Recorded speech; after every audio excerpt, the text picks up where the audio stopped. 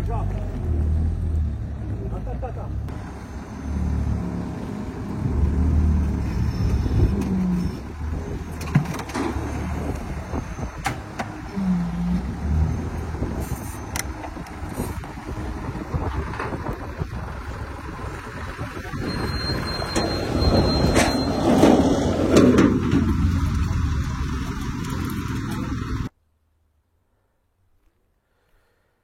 Ça me fait profondément raquer de casser cette auto. Franchement, quand tu penses que c'est un truc monégasque qui doit même pas être borné,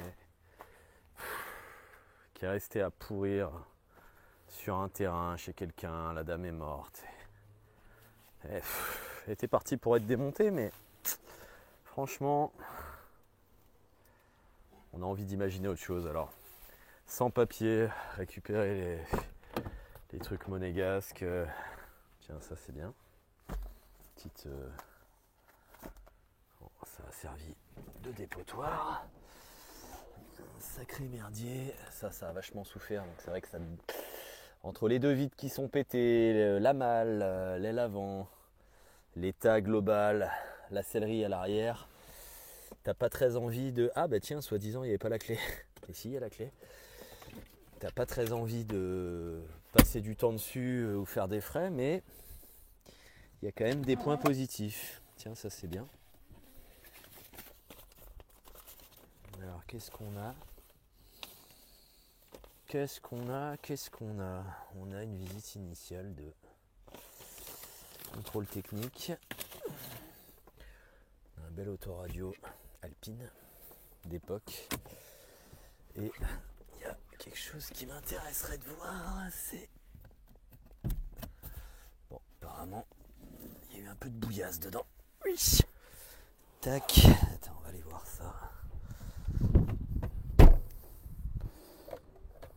Ouais, ça va pas... D'accord, ok. Hop. Le petit tchouk. Ah ouais, d'accord. Il y a à boire et à manger là-dedans. Putain, il y a même un petit nid. Dis donc. Un petit nid. Où est-ce qu'elle est cachée la batterie là-dessus ? Parce qu'on va en avoir besoin.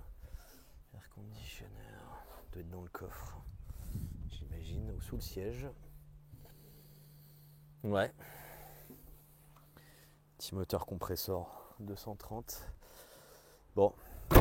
Écoute, selon ce qui va se passer, que ce soit une remise en état ou un démantelage, de toute façon il faut qu'elle soit propre parce que je n'aime pas travailler sur un truc dégueu.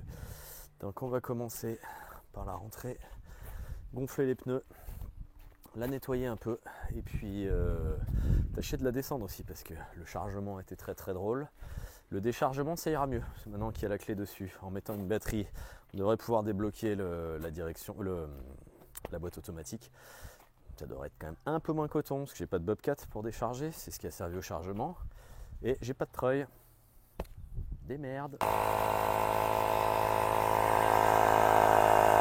Tombe bien, c'est un Mercedes. Il y avait un peu besoin, à peine. Je crois qu'elle a pas tourné depuis 2014. On va faire les 4. Vraiment les 2 arrières, ça va être plus que nécessaire.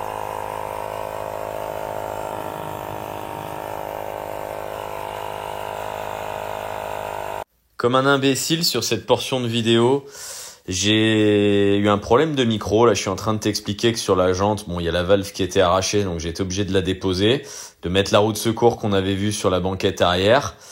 Roue de secours qui avait déjà dû bien servir dégonflée parce qu'elle est toute mangée sur le flanc.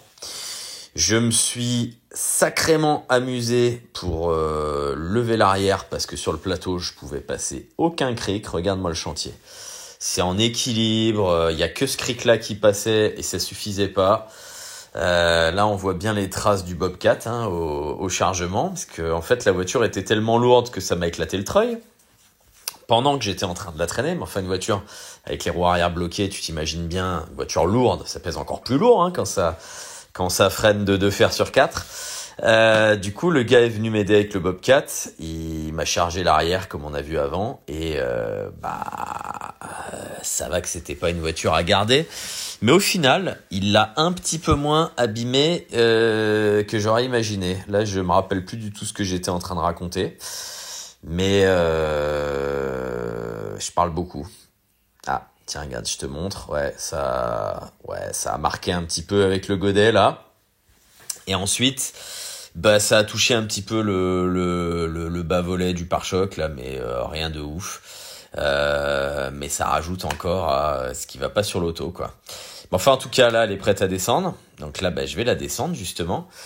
Comme je l'ai nettoyée, eh bien, les rampes sont glissantes. Alors, elles sont déjà très glissantes, même sans eau. Dès que tu mets de l'eau, c'est une patinoire. Là, j'ai amorcé déjà l'endroit où je vais la déposer. Le taf, c'est d'arriver à la faire descendre toute seule. La dépanneuse ayant une super première, quand tu mets un coup de première, regarde comment elle recule toute seule. Parce que là, je l'ai décroché et t'as un sacré couple quand tu démarres en première. D'ailleurs, à vide, je la mets jamais la première pour démarrer parce que ça décolle trop. Mais aucun souci pour prendre des côtes très chargées. Il y a que la motricité qui est un problème sur les SG2. Mais si tes roues arrière accrochent bien, une côte très très pentue avec quelque chose sur le dos, même très lourd, c'est absolument pas un souci. Donc là, je suis obligé de ressortir pour aller voir un peu ce que j'ai fait. Elle a touché le sol, mais je crois qu'elle bloque. Il y a les rampes qui se sont pris dans les tapis au sol, ou je sais plus ce qu'il y avait. C'était n'importe quoi. Je suis collé au châssis de 4L, je peux pas sortir. On est au ras de la 206. Mais ça commence à prendre une bonne tournure. Parce que l'idée, c'est qu'il faut qu'elle soit bien calée entre les autos. Pas trop en avant, pas trop en arrière. Puisque la clé ne correspondant pas au Neyman.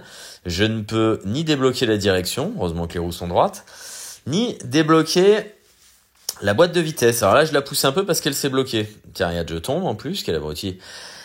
Et je vais retourner au volant pour remettre un petit chouille. Apparemment, on n'est pas loin de la vérité là. Je vais remettre un petit coup de première, un gros à-coup, bien lâcher l'embrayage de manière sèche. Et normalement, ça devrait descendre tout seul. C'est le cirque, il y a la caisse à outils, il y a les sangles, on sait plus comment on s'appelle, c'est n'importe quoi. Voilà. Je me rehisse au volant. Et puis, c'est con qu'il n'y ait pas le son, c'est trop bête. C'était fun ce moment-là. C'était fun, puis j'étais content de moi en plus. Là, ouais, je vais remettre un bon coup d'accélérateur et hop! Regarde. Ah, c'est pas là. Elle va descendre toute seule. Quand je l'ai poussée, en fait, les roues arrière ont touché le sol. Donc là, j'avance et vraiment, c'est top, quoi. Elle se dépose exactement comme j'aurais voulu au bon endroit. Pas trop en avant, pas trop en arrière, bien centré entre la 206 et la Mini. Et par contre, bon, c'est n'importe quoi, hein. Les rampes, elles ont fait goder en dessous, ça a arraché tout le sable. Bon, ça se repousse, hein, c'est pas grave, mais sur le coup, ça faisait un sacré chantier. Ça, c'est l'éteignoir, ce que je tire avec ma main droite, c'est pour couper le moteur. Et après, je coupe le contact. Mais si tu coupes que le contact, ça n'éteint pas la dépanneuse, en fait. Voilà, d'ailleurs, tu peux utiliser la clé moteur tournant pour faire d'autres choses. Donc là, écoute, c'est pas mal. Et ça va juste que j'ai emporté les tapis. Mais sinon, le job est fait. Voilà. Là, elle est bien positionnée. Je vais pouvoir la prendre en photo. Et puis la foutre sur le bon coin. Parce que à ce moment-là, j'ai déjà décidé qu'elle m'est gonflée et que je veux pas la garder. Et qu'il y a trop de taf et que c'est pas la peine. Et je vais en profiter pour la mettre un peu en beauté. Autant que faire se peut. Et puis sur le bon coin, il y a un mec très rapidement qui va me dire qu'il arrive de Lille pour la chercher, ce qui est hallucinant, j'y crois pas. Mais pourtant, c'est vrai.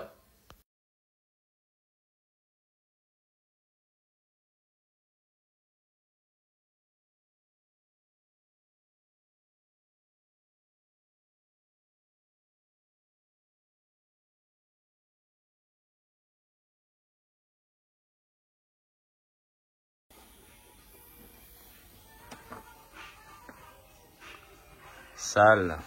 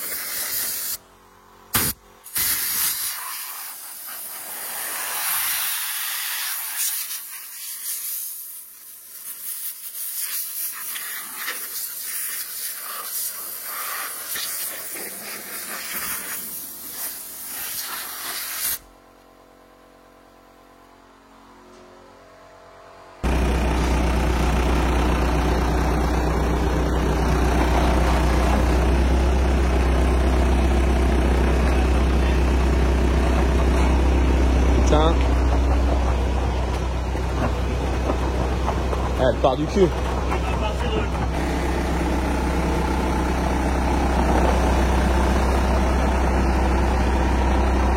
Attends, je comprends pas, la roue elle tourne à l'envers. Il la voulait vraiment. Hein. Il la voulait vraiment. Ah ouais? Donc il y a une roue des deux qui tourne. Celle-là tourne. Ah non, elle est bloquée. Ah bah ça tourne plus, mais... Ah, écoute, là ça va, hein, ça passe. Hein. Ça c'est un autre souci.